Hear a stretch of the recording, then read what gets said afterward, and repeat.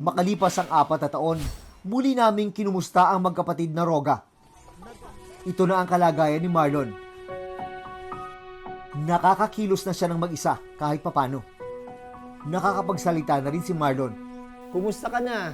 Medyo tawa-tawa ng konti. O, yung pagsasalita mo, kumusta naman? Medyo okay na. Medyo dalawa po. Pero pag-ilan po na natutuwid naman po ang salita. Nakakapaglakad ka na, maski pa paano.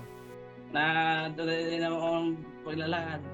Kahit sa lamisa, yung may tinutungkod na po sa bangko. Gabay-gabay lang. Yan po, yan lang.